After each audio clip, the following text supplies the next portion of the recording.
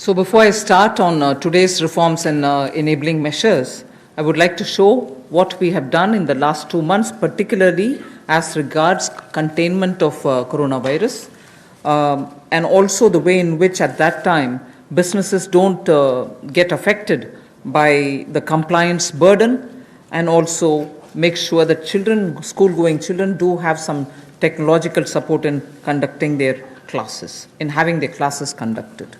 So if we can start off with the slides. The health-related steps that have been taken are shown in this slide. 15,000 crores was declared by the Prime Minister as released, and from that 4,113 crores have been released to the states. Essential items of 3,750 crores were bought. Testing labs and kits were also brought in. Insurance cover, which is the most important thing there, insurance cover of 50 lakhs per person for health professionals under Pradhan Mantri Garib Kalyan Yojana was announced. Also making sure that telemedicine comes into play. There was a rollout of e-Sanjeevani, which is a teleconsultation service, and capacity building exercises have also been taken up through virtual learning modules. Then protection of health care workers required an amendment in the Epidemic Diseases Act, which is a fairly an old act, but amendments have been made. And one thing which the Prime Minister mentioned during his speech, which is worth recollecting, that this challenge gave us an opportunity to prove to the world that we can ramp up production of protection equipments. Today, we have more than 300 domestic manufacturers of PPE, and early when this whole epidemic came into existence and all of us really got ourselves to take preventive steps, there were not even one producer of PPE. Already we have supplied about 51 lakhs of PPEs, 87 lakhs of N95 masks, and also 11.08 crores of hydroxychloroquine tablets. So that is as regards the health related matters.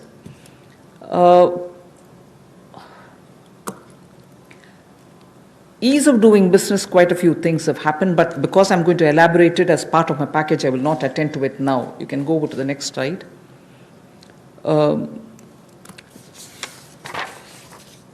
This also is something which we've been doing during the COVID time, just to make sure that activities are initiated as regards ease of doing business. I'll again come back to it when I'm getting in to talk about the package.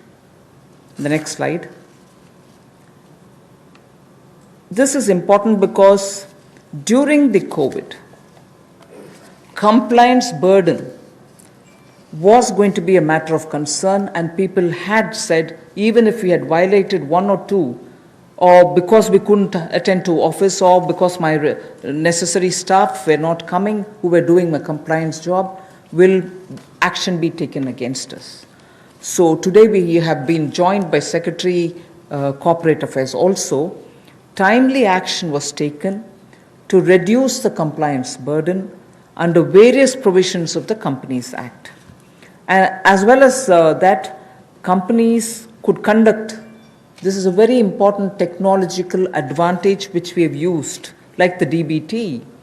We have said companies could conduct their board meetings, their EGMs and AGMs virtually using technology through video conferences.